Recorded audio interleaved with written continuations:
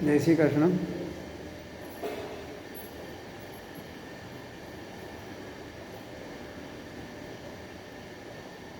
जब हम कुछ दान करते हैं, दान भी सुपत्र को होना चाहिए। हम दान करते हैं, लेकिन अगर उसके पीछे हमारी भावना भी शुद्ध होनी चाहिए। अगर उसके लिए हमारे पास कुछ स्वार्थ है, वो दान का कोई मतलब नहीं है। और हमने अभी देखा कि लाख काम छोड़कर दान करना चाहिए। अभी यहाँ पे बताया है सुपात्र के माने ज्ञान, सुपात्र माने धन के माने इसके ज्ञान के बिना नहीं सकता है। माने ज्ञान जिसके पास है उसकी जो क्रिया है ना, वो जो क्रिया सकारात्मक होनी चाहिए। ज्ञान वैराग्य और संयम के बिना नहीं पचता है। ज्ञान, वैराग्य और संयम। अभी हमने देखा ज्ञान आने से क्या होता है, अभिमान आता है और हमारा संयम निकल जाता है। इसलिए बोला जिसके पास ज्ञान है, वैराग्य माने क्या, तो ज्ञान का सदुपयोग करना है कि मैं किसी का नुकसान नहीं करूँगा। कोई मुझे गुस्सा करेगा, मैं शांत रहूँगा। ये ज्ञान है। ये अभी हमने देखा एकनाथ महाराज का, उनके पास ज्ञान भी है, तप भी है और शक्ति भी है, लेकिन उन्होंने क्या किया, संयम रखा। संयम रखा और उसको माने वैराग्य माने उसको भूल जाना है, छोड़ देना है। कौन क्या कर रहा है उसके ओर ख्याल नहीं देना है। जब जीवन में हम ऐसा करेंगे तो हमारा जीवन का विषय होना चाहिए क्रियात्मक नयन होने से जीवन में शांति मिलती है। हम अगर क्रियात्मक काम करेंगे ना तो हमें शांति मिलती है। तो कहने का मतलब यही है, उसके पीछे हमारा जो स्वार्थ होता है वो स्वार्थ नहीं होना चाहिए। निष्काम भाव से हम किसी का भी जो कुछ करना है निष्काम भाव से करो और प्रेम से करो। बार बार वही आता है। फिर बाद में आगे बताए कि जैसा देवहूति और कर्दम ने निष्काम हो पुरुषार्थ सिद्ध किया।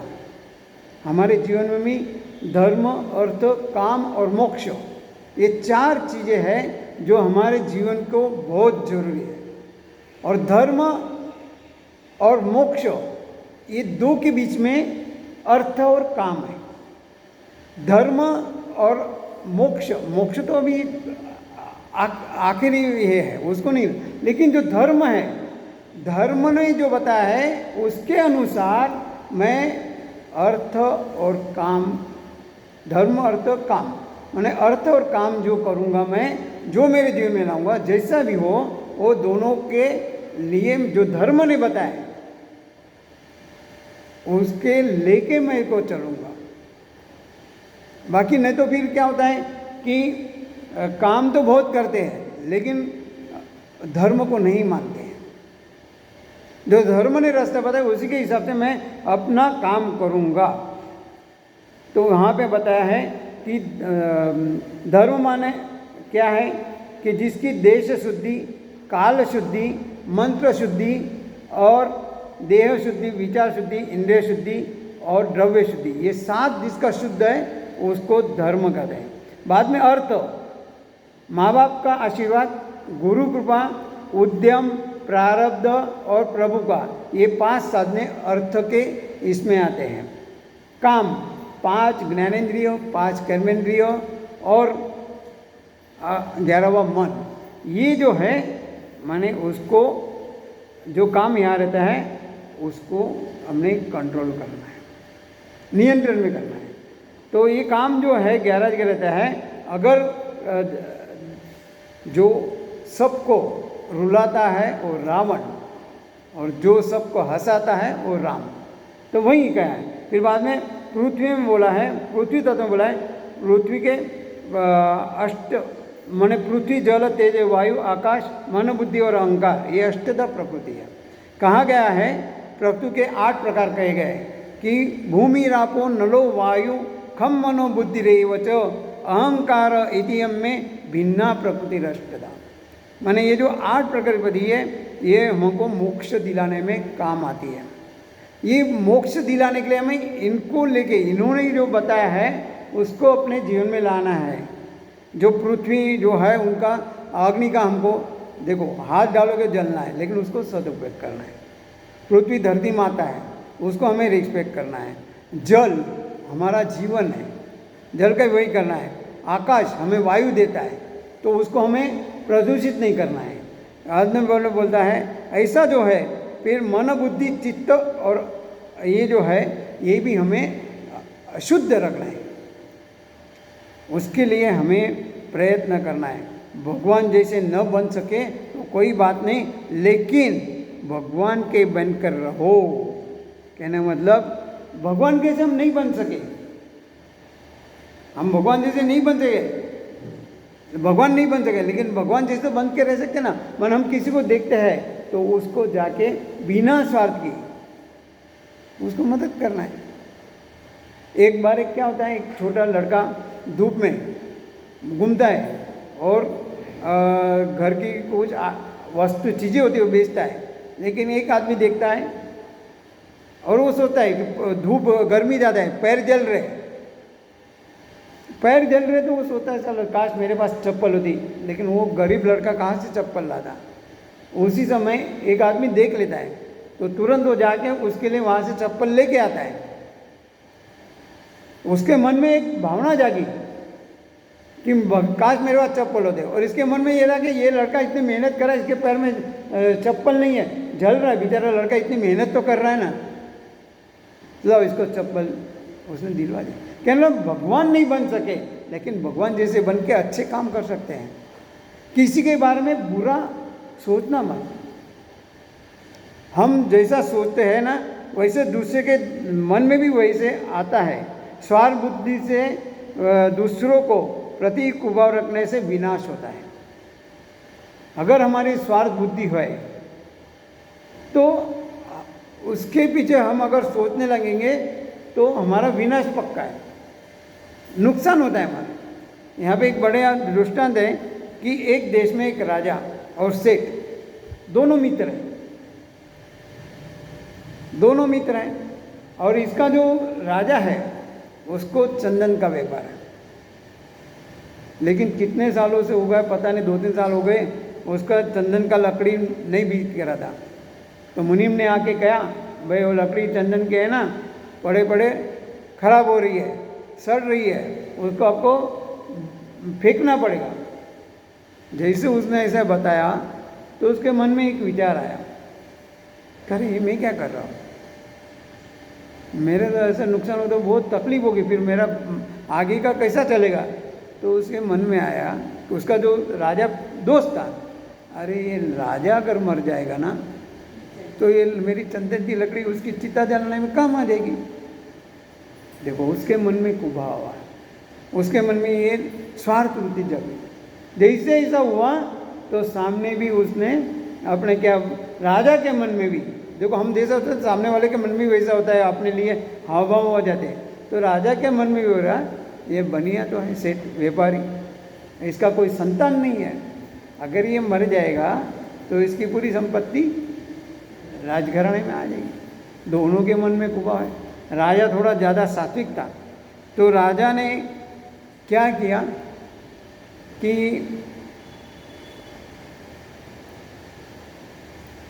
उसको बुलाया, कि उसको पूछा कि भाई तेरे मन में ये ऐसा कुछ आ रहा है क्या।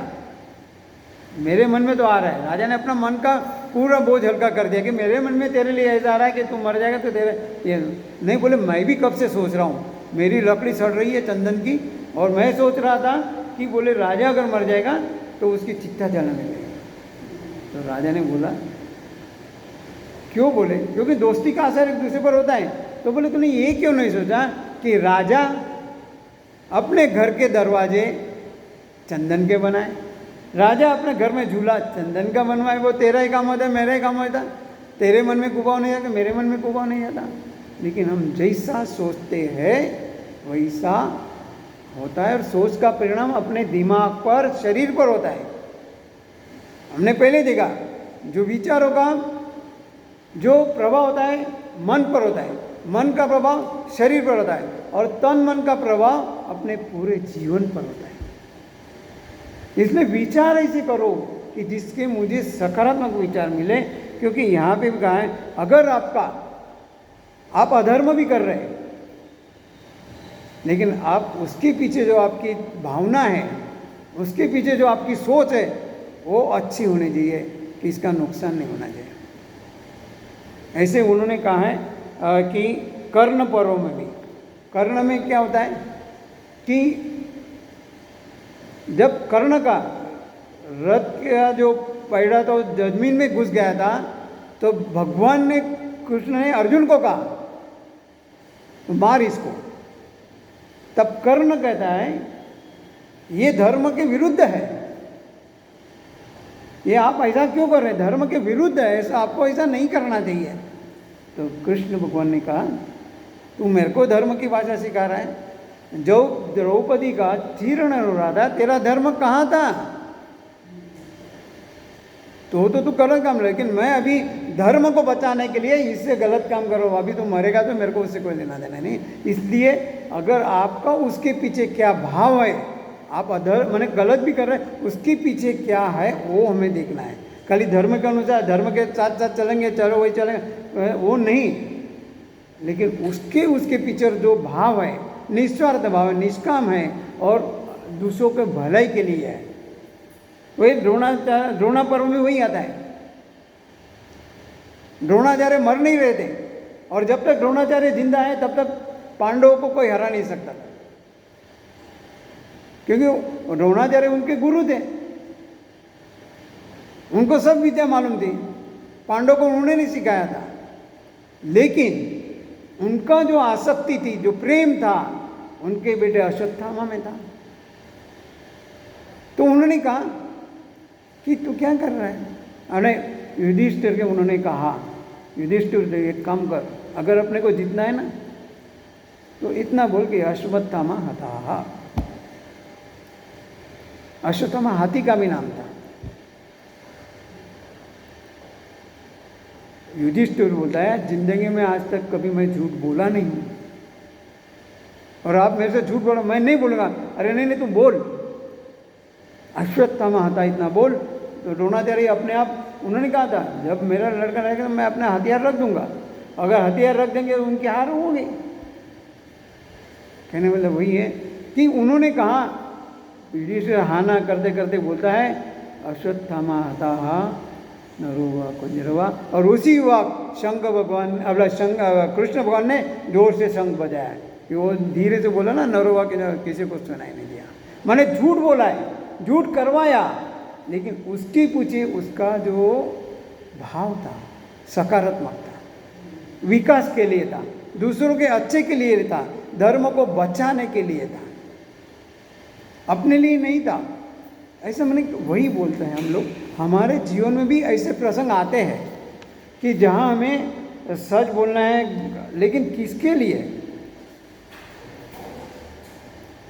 तो ऐसा जब प्रसंग आता है तो मुझे हमारे विचारों को ऐसा ही सकारात्मक होना चाहिए। जब विचार हमारे पास नकारात्मक आते हैं तो हमारा पतन होता है।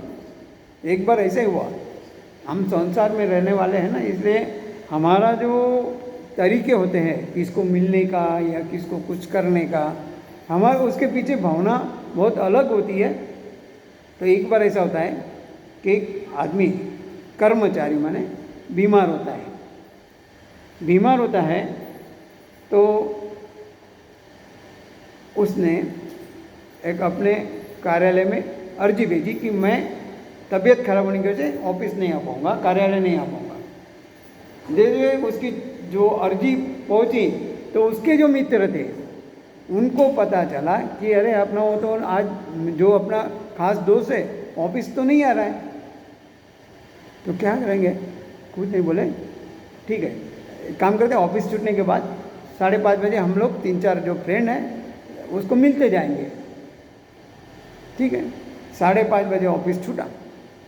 ऑफिस छूटने के बाद उसके घर आए तो उसकी पत्नी ने सब जैसा अपना रिवाज है अतिथि देवो भव, उसने चाय पानी नाश्ता सब रख दिया, इधर लोग चाय पानी नाश्ता भी कर लिया, सब कुछ हो गया। तबीयत कैसी है, हाल चाल सब पूछ लिए, वो है वैसा नहीं बोले, ऐसे ही चलता है थोड़ा बहुत। जाते वक्त उसमें से जो 3-4 मित्र थे, उसमें एक मित्र ने धीरे से कहा, संभल के जाना, संभल के रहना, औषधि जो दवाई डॉक्टर ने जो बताई है वो ठीक से लेना, खाने पीने का ख्याल रखना। बोले क्यों? अरे आपको क्या कहूँ, मैं कहना नहीं चाहता, देखो कहने उसकी स्टाइल कैसी है, आपको क्या कहूँ, कहना नहीं चाहता हूँ, फिर भी कह रहा हूँ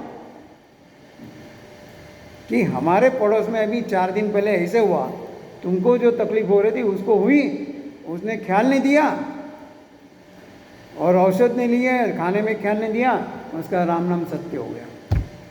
फिर से कहता हूँ ख्याल रखना। चला गया वो बंदा, चला गया। अभी उसके मन में विचार ये आने लगा, उसको ऐसी तकलीफ थी, उसने ख्याल नहीं दिया या कुछ हो रहा, वो सोचते सोचते वो मर गया, उसका राम नाम सत्य हो गया। तो उन्होंने क्या किया, ऐसा सोचता सोचता सोचता रहा ना, तो उसके पसीना आने लगा, बीपी बढ़ गया।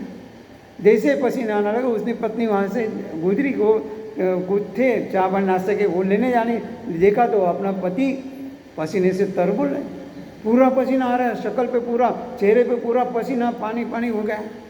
तो क्या हुआ आपको? अरे कुछ नहीं। अभी वो भी नहीं बता रहा है, घबरा गया था अंदर से, वो राम नाम सत्य हो गया उसका। तो लड़के को बुलाया, लड़का है, देखा हाँ पापा भी, पिताजी खराब, तबीयत खराब है। डॉक्टर को फ़ोन किया, डॉक्टर बोलता है ये शाम का टाइम है भाई, अभी मेरे वहाँ पेशेंट की लाइन लगी है, तो ऐसा कर मैं एम्बुलेंस भेज रहा हूँ, तेरे पिताजी को एम्बुलेंस में ले गया। जैसा एम्बुलेंस आई, 4 लोगों ने स्ट्रेचर पर डाला और डाल के उसको अस्पताल ले गए।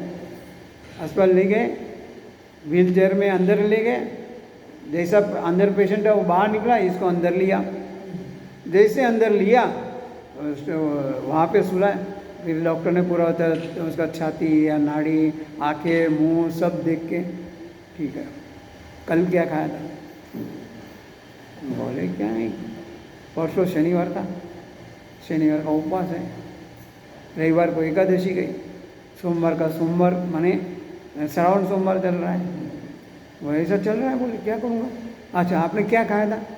शनिवार का उपवास माने क्या है, साबुदाना खिचड़ी, दूधी का हलवा, नहीं ये सब कुछ खाया।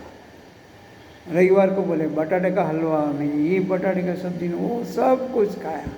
और कल सोमवार था, सो आज मैंने उसके लिए भी मैंने बहुत कुछ खाया, एकादशी दुपट्टा। डॉक्टर ने देखा और वो डॉक्टर ने एक ही कहा कि तुझे कोई बीमारी नहीं है, सब कुछ खाने की वजह से तेरे को गैस हुआ है, तेरा हार्ट बिल्कुल नॉर्मल है, हृदय सही सलामत है।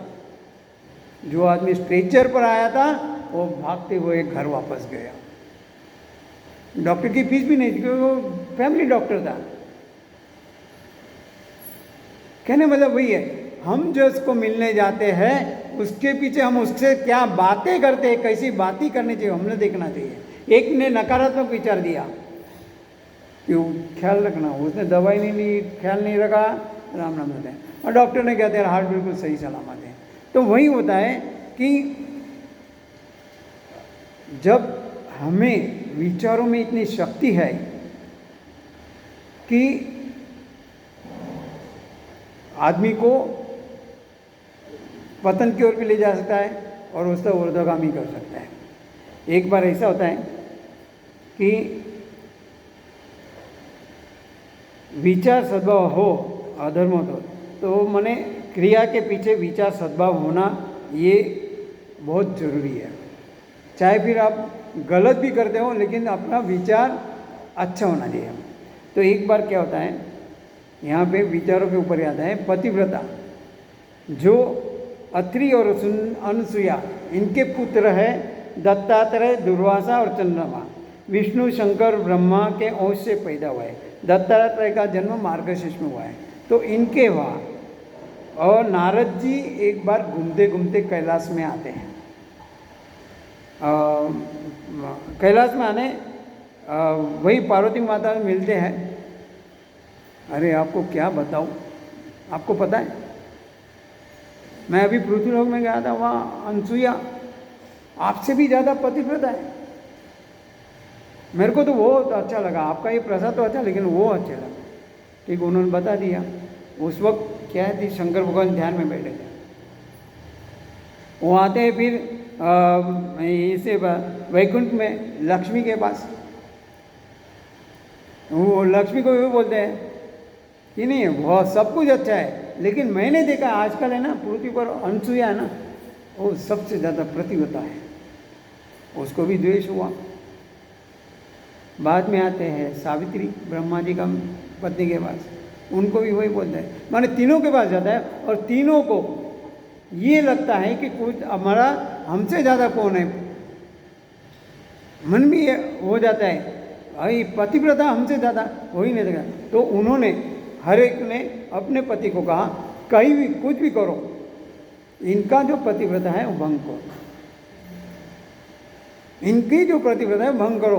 तो कहने मतलब सबसे पहले वो आते हैं तुम्हारा पार्वती माता कहती है कि ऐसा करो, तो भगवान समझ जाते, बोले क्यों ऐसा कर रही है, किसी का बुरा करना या अच्छा नहीं है, वो जो है तुम भी अपना कुछ करो, नहीं लेकिन आप उसका पतिव्रता भंग करना है। जब वो मैंने शंकर भगवान समाधि से बाहर आए ना, तब वो वंदन करती है शंकर भगवान को। तो शंकर भगवान ने वही कहा है कि जरूर ये मेरे को खाड़े में उतारने वाली है। पत्नी अगर समझ वहाँ पे कहा है, अगर पत्नी अगर पति की ज़्यादा सेवा करे रोज से, तो समझ लेना खाड़े में उतरने का तैयार हो, मौका दे रही है। तो ये तो मजे की बात है, लेकिन कहने मतलब उसने अपने पति को ऐसा समझाया कि आप कुछ भी करो, वो पतिव्रता का उसका भंग करना। तो तीनों मिलते हैं, ब्रह्मा विष्णु महेश तीनों आते हैं अत्रि के आश्रम में। जैसे आते हैं भिक्षाम दे, तो भिक्षाम तो ठीक है मैं देती हूँ, भिक्षा देने में क्या है, ब्राह्मण अपने घर पे आए, अतिदेव भिक्षाम देने का है। तो तीनों ने बोला कि हम भिक्षा ऐसे नहीं लेंगे, आप नग्न होकर भिक्षा दो। यहाँ पे नग्न का अर्थ हम ये नहीं समझना है कि कपड़े निकाल के, उन्हें नग्न अर्थ का मतलब कहा है, वैष्णव के लिए कहा है कि आपके जो विकार है, विकार रहित मन आपका होगा, ऐसा बन के आप हमको ये दो, भिक्षा दो। तो अनसुईया तो पतिव्रता थी, उसके बाद बहुत तप था, तपस्या थी। तो उसने क्या किया, जल लिया, तीनों के ऊपर छाट दिया, जो ब्रह्मा विष्णु महेश थे और तीनों बच्चे बन गए, छोटे बालक बन गए। बालक जब बन गए तो वहाँ पे वही कर रहे हैं। तो यहाँ पे इतना सुबह के हुए शाम तक वापस नहीं आए अपने पति, तो तीनों पार्वती, लक्ष्मी और सावित्री विचार कर रही क्या करेंगे। नारद तो भगवान ने उसको तंबूरा दिया है, सब जगह जाते हैं, लकड़ी भी बजाते हैं और सब भी करवाते हैं। तो उन्होंने कहा कि भाई हाँ आपके पति मेरे को पता है कहाँ है, कहाँ है। बोले अनसुईया के मैंने घर पे, हमारे अत्रि ऋषि के आश्रम में, वो तो बालक बन के खेल रहे, बोले वहाँ पे आप जाओ वहाँ पे। बोले नहीं हम नहीं जाएंगे, हमको भी श्राप दे देगी। तो बोले अनसुईया वैसी नहीं है, उसके मन में ऐसा द्वेष राग मत्सर कुछ भी नहीं है, आप जाओ आपको माफ़ कर देगी। वो तीनों आते हैं, उसी वक्त अत्रि भी वहाँ आते हैं। अत्रि जैसे वहाँ आते हैं तो अत्रि बोलते ये कौन है। अत्रि भी समझ गए ये बालक ब्रह्मा विष्णु का रूप है। तो कहने लगे कि इसको माने ये तो अपने तीनों भगवान हैं। तो उन्होंने फिर उनको दोबारा जल चाट के भगवान को गया।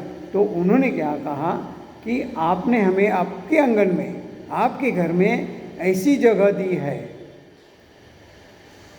तो हम आगे जाके आपके घर में ऐसा ही अवतार धारण करें। इसलिए दत्तात्रेय का वहाँ पे ये हुआ है।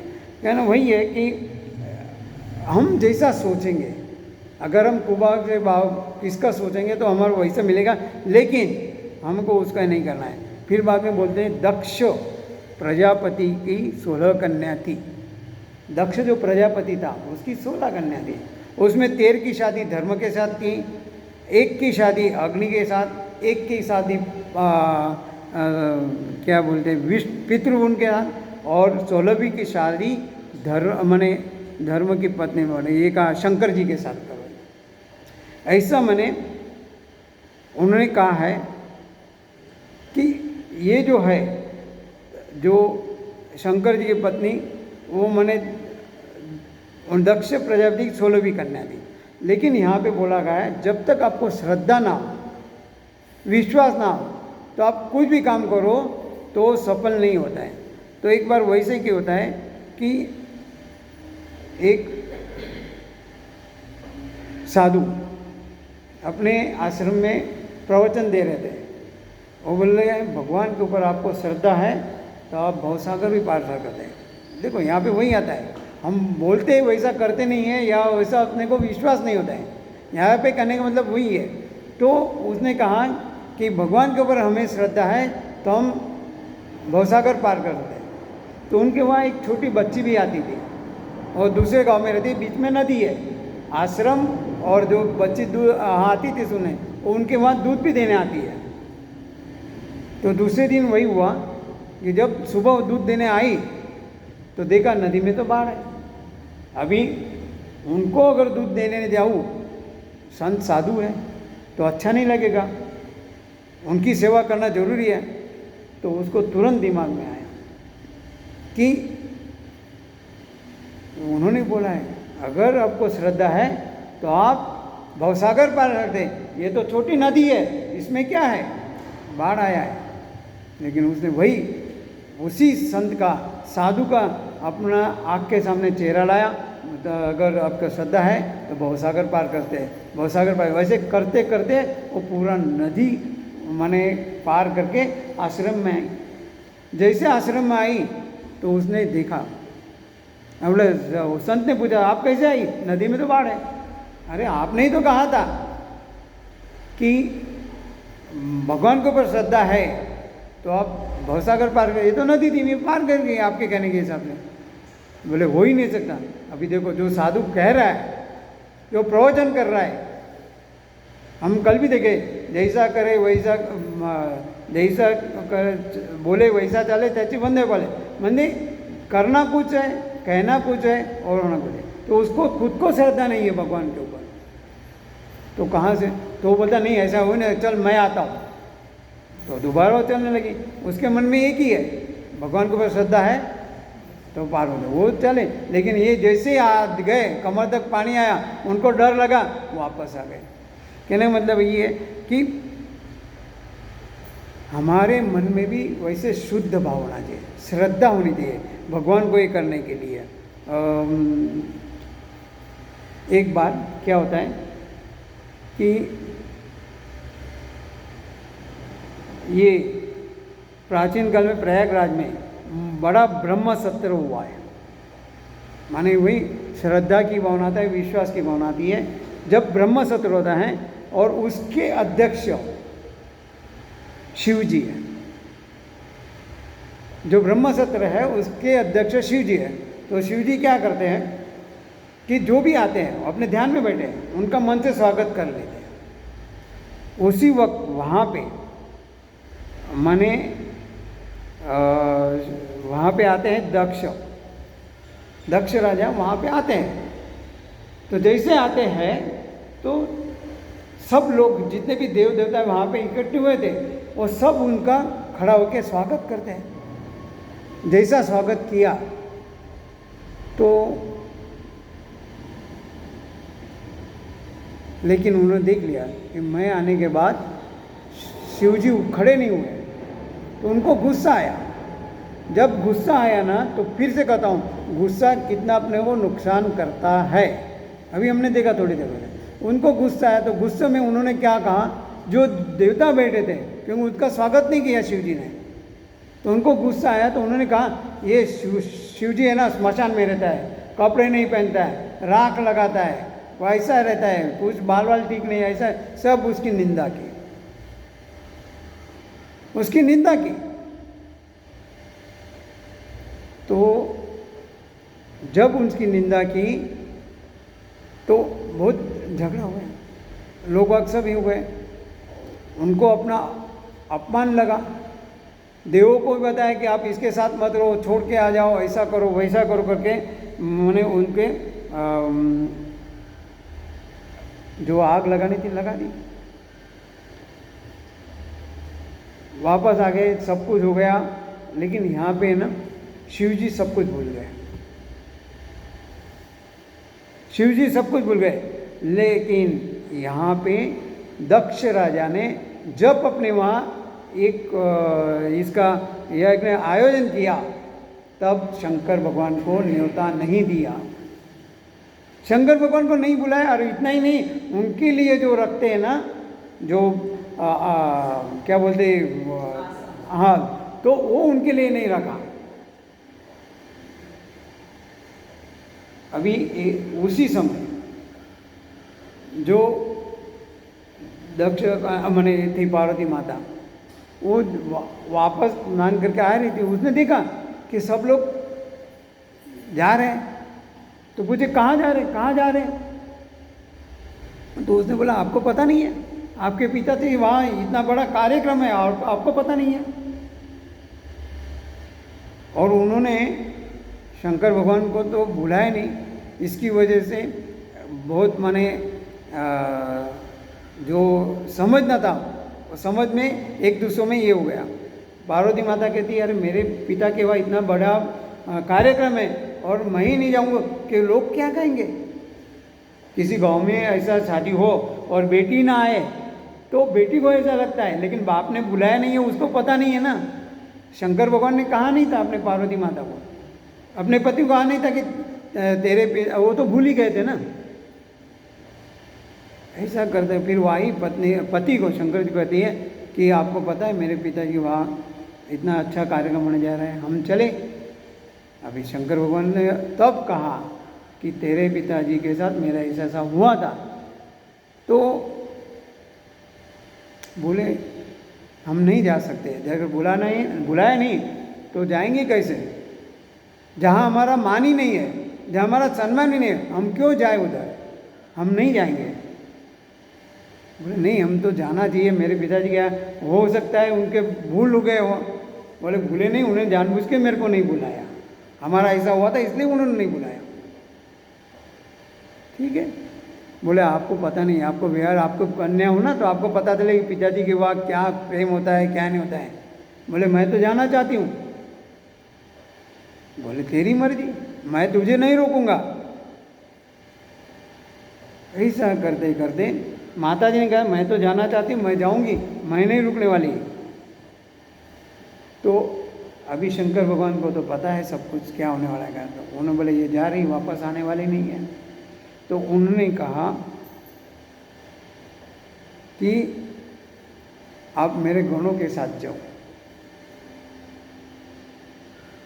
उनको साथ में भेजते हैं। पार्वती माता आती है, पिताजी जहाँ बैठे थे वहाँ आती है, तो पिताजी ने तो अपना मुंह घुमा लिया, देखा ही नहीं। और पिताजी कहती है कि अरे मैं आई हूँ, आपने उनको क्यों नहीं लाया, भैया को भेज के उनको बुला लो।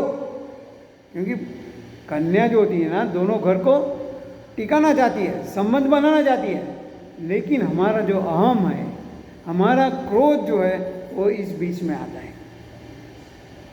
मैं उसका बदला लेना चाहता हूँ, मैं उसको बुलाऊंगा नहीं, उसने मेरे को मान नहीं दिया, मैं भी उसको मान नहीं दूंगा।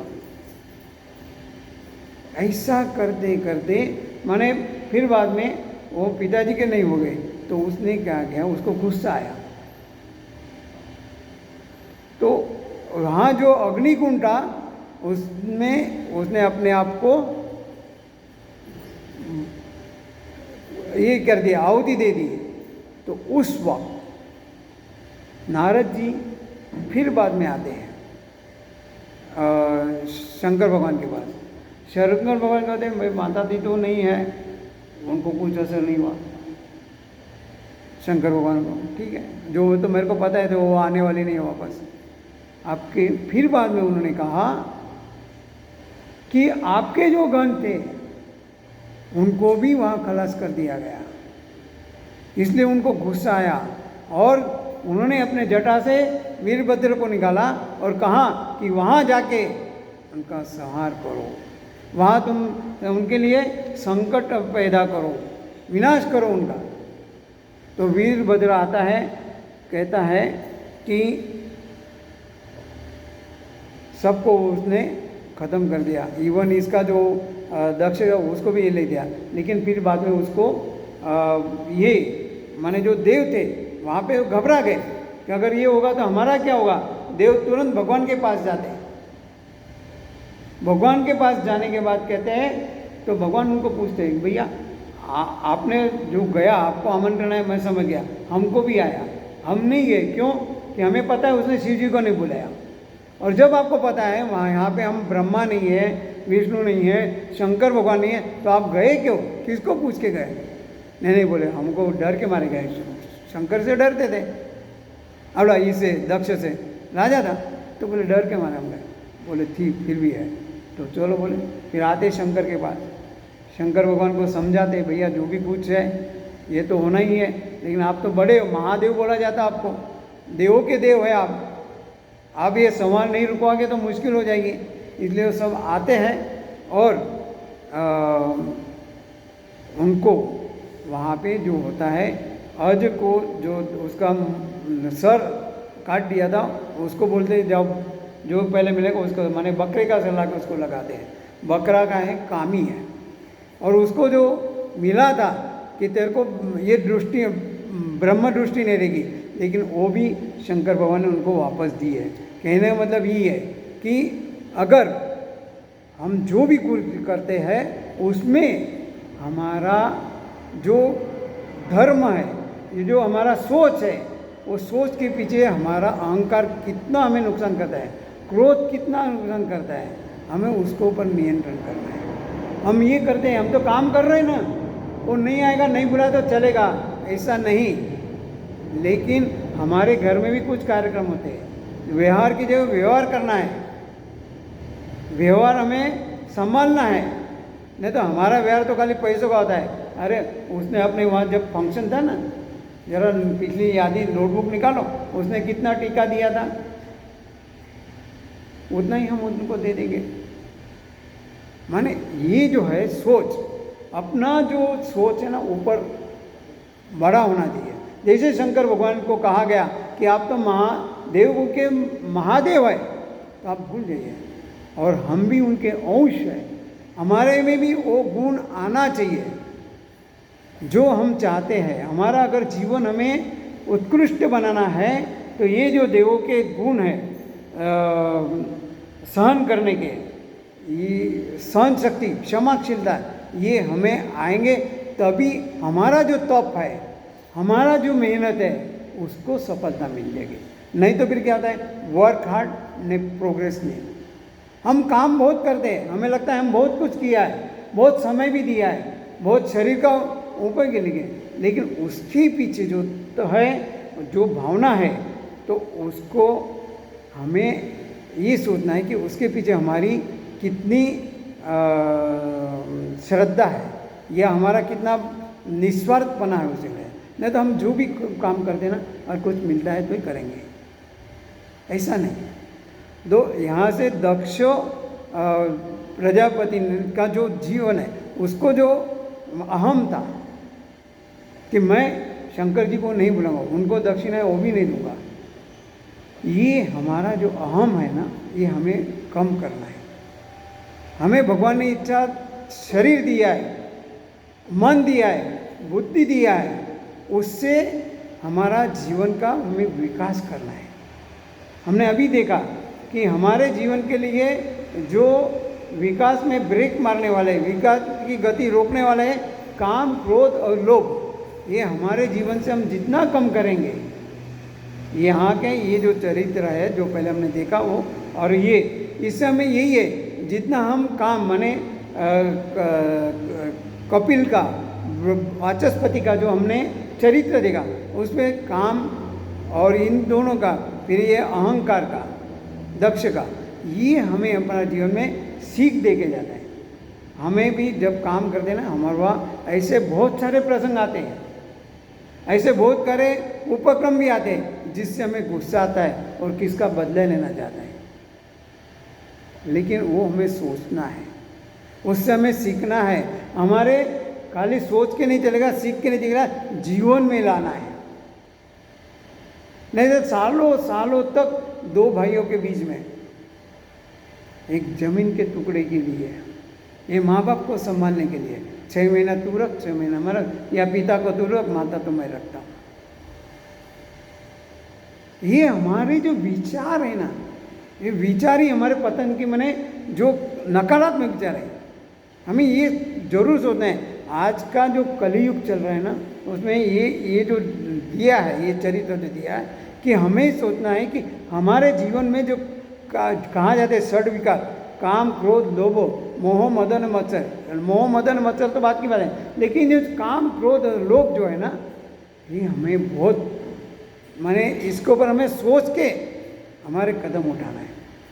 एक हम बहुत सारा करेंगे लेकिन एक कदम भी गलत हो जाता है ना, 100 में से 99 काम हम अच्छे करेंगे, 99, लेकिन एक काम अगर गलत करेंगे ना तो लोग कोई छोड़ने वाले नहीं है।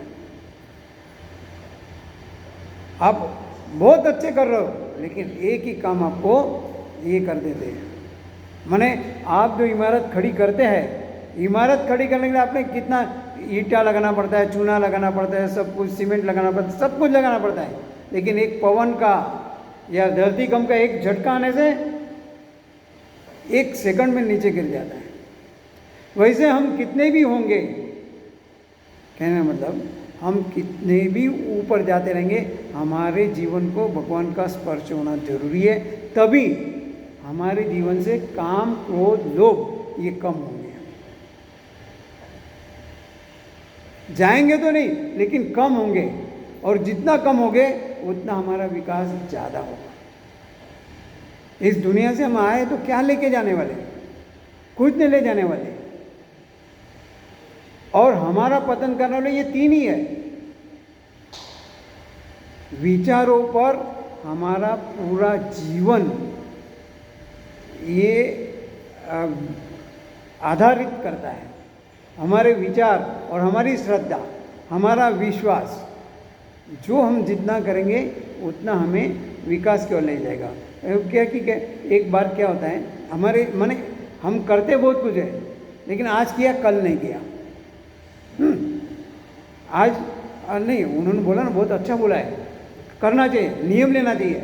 एक दिन लिया, दूसरे दिन 2 दिन किया, तीसरे दिन से भूल जाते हैं, छोड़ जाने चला, अपने संसार में लग जाते हैं। लेकिन नियम लिया है उसको पकड़ के रखना है, चाहे मुझे उसके लिए मुश्किल का सामना करना पड़े, तकलीफें झेलनी पड़े, लेकिन जो मैंने नियम लिया है उसके लिए मुझे करना ही है, एट एनी कॉस्ट। जब बारिश आती है तो नौकरी वाले नौकरी जाते हैं या नहीं जाते? बिजनेस वाले दुकान खोलने जाते हैं नहीं जाते? जाते हैं। तो हमको अगर सत्संग में जाना है, अरे बारिश आ रही है, नहीं जाते, चलो ना, क्या है, एक दिन नहीं गया तो कवर कर लेंगे या किसको पूछ लेंगे क्या हुआ करके। माने नियम में कभी बांधछोड़ नहीं करना चाहिए। एक बार आपने अगर कुछ नियम लिया है, मैं ये यहाँ की नहीं बात कर रहा हूँ, कौन सा भी नियम लिया है अपने विकास के लिए, उसको पकड़ के रखना चाहिए। शब्द की कीमत होती है, वचन की कीमत, जान जाए पर वचन ना जाए। एक बार अभी याद आ रहा है इसलिए कह रहा हूँ, एक बार एक माँ और उसके बच्चे दोनों गांव में रहते हैं। माँ माने माँ का विधवा है, वो लड़का भी माने माँ के साथ रहता है, छोटा लड़का है 8-10 साल का। क्या होता है कि वो नटखट है, उन्हें तूफानी है, बाप का सारा, माँ को ज़्यादा ही नहीं कहता, माँ का तो लाड जाता हो, एक का एक अकेला लड़का होता है तो माँ तो लाल पैर से आगे एक माने उसका लालन पोषण करती है। माँ ये सोचती है आज कल सोचेगा ऐसा होगा वैसा। स्कूल में जाता है, स्कूल तो बहुत छोटी थी लेकिन वहाँ पे भी उसकी शिकायत आती थी, ऐसा कर देगा, माँ को चिंता होती है। लेकिन क्या होता है, एक बार माँ बीमार होती है, ऐसी बीमारी, उसको पता चल गया कि उसका अंत समय आ गया, और उसको चिंता होती कि अभी मेरे लड़के का क्या होगा, मेरे लड़के का क्या होगा। तो कुछ तो नियम लेना चाहिए, कुछ अच्छा करेगा तो अच्छा है, कुछ मेरे को वचन दे के मैं शांति देगा तो मैं शांति से जा भी सकता हूँ। तो उसने लड़के को बुलाया कि बेटा इधर आ।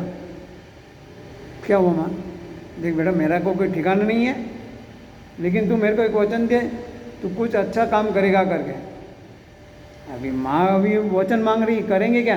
बोले कुछ नियम लेने को, व्रत लेने को कर रही है, कोई अच्छा व्रत लेने को कर रही है, तो कैसे क्या बोलूँगा? तो ठीक है माँ, तू बोल रही ना, मैं व्रत लेने को तैयार हूँ। अपने घर के सामने जो कुंभार है और उसका गधा है ना, उस दोनों को दर्शन करूँगा, बाद में मैं जलपान करूँगा, खाना खाऊँगा, जलपान नहीं खाना खाऊँगा। माँ ने सुन लिया कि क्या है, लिया तो लिया, व्रत ऐसा लिया, ऐसा करके माँ निराश होके अपना अंतिम श्वास छोड़ दिया। जैसा उसने अंतिम श्वास छोड़ा, वो सब हो गया। गाँव वालों ने जो भी हुआ उसका अंतिम विधि वगैरह किया। यहाँ पे वो लड़का दूसरे दिन से ही, महात्मा को मैंने वचन दिया है, सुबह उठते ही सामने जो कुंभार है और जो उसका गधा है, दोनों का दर्शन करूँगा, उनको देखूँगा, बाद में ही खाना खाऊँगा, जलपान कर सकता हूँ। अच्छा है, एक दिन गया, हफ्ता गया, महीना गया, 4 महीना, 6 महीना गया, ऐसा रोज़ का उसका नियम। रात को सोता, सुबह उठता, सुबह उठते ही दरवाज़ा खोल के उनके देख लेता, दर्शन कर लेता था। नियम उसका बन गया था और उसमें एक दिन भी उसको कमी नहीं किया और छोड़ा नहीं, चाहे कुछ भी हो जाए। लेकिन एक बात क्या होता है, वो कुंभार को है ना, कुछ काम के लिए गधे को लेके बाहर गाँव जाना पड़ा। काम होगा, मट्टी खोदने का है, कुछ होगा, तो जो भी कुछ है तो दूसरे गाँव जाता है। और इसको पता नहीं कि इसने ये नियम लिया कर कुंभार को। सुबह उठा, देखा, अरे कुंभार का दरवाजा तो बंद है, क्या करेंगे? तो बोले ठीक है, राह देखता हूँ। आधा घंटा, 1 घंटा, 2 घंटा, नाश्ते का टाइम भी हो गया, नहीं आया। तो उसने बहुत बुरा लगा। खाने का टाइम हो गया, पानी पी रहा है, लेकिन वो कुंभार आया नहीं, ना गधा है। अभी खाने का टाइम हुआ, 8-10 साल का लड़का है। हम अगर एक बार भी उपवास करते हैं तो सुबह से क्या क्या खाना शुरू करते हैं हमको पता है। उपवास हमारा होता ही नहीं है, होता है तो कैसा होता है हमें पता है। लेकिन वो बच्चा था, लड़का था, उसने बोला माँ को मैंने वचन दिया है, मैं नहीं खाऊंगा तो नहीं खाऊंगा। दोपहर का खाना भी गया, दोपहर के 3 बज गए, 4 बज गए, अभी अंदर भूख लगी है, खाना तैयार है, लेकिन खाना नहीं है, माँ को वचन दिया है। एक छोटा बच्चा, बड़ों की बात अलग नहीं कर रहा हूँ मैं, छोटा बच्चा, उसने बोला माँ को वचन दिया है, मैंने व्रत लिया है, मैं नहीं कहूँगा, नहीं कहूँगा। रात हो गई तो भी नहीं आया। फिर बाद में वो कुंभार को निराश होकर कुछ गाली देने लगा, लेकिन गाली भी मैंने ऐसा बुरा बुरा करने लगा, क्या गया कौन गया। हम भी होते हैं ना, हम 20 गाली भी नहीं दे पाते, 20 गाली दे के जो नहीं होती। तो कहने मतलब वो उसके मन में ऐसे बहुत विचार आए, लेकिन फिर भी शांत मन से वो लड़का ठीक है, जैसे माँ को याद किया, पानी पिया और सो गया। दूसरे दिन उठा, दूसरे दिन भी रात में आया नहीं, तो उसका दरवाज़ा वैसे ही बंद है, लॉक नहीं, वो उस ज़माने में कुलूप नहीं लगाते थे, तो ऐसा ही बंद है। गधा में तो बाहर ही रहता है, ना गधे के दर्शन हुए ना कुंभार के दर्शन हुए। तो क्या किया उसने, तो लोगों को पूछने लगा कि भाई आपने उसको देखा क्या, आपने कुंभार को देखा? इसको पूछा, उसको पूछा, उसके बाद सबको पूछते पूछते रहा। लेकिन आगे जाके किसी एक ने बताया, अरे कल मैं उसको इधर जाते हुए देखा। जैसा उसने बोला कि मैं उसको इधर जाते हुए देखा, तो दौड़ा उससे, क्योंकि भूख लगी थी। ज़्यादा दौड़ा भी नहीं जाता था, भूख लगी थी, लेकिन जितने कदम स्पीड से उठाना था उठाने लगा और जाने लगा।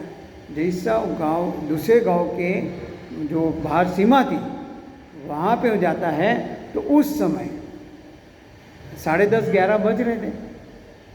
तो कुम्हार है ना, वहाँ मिट्टी खोदने का काम कर रहा था।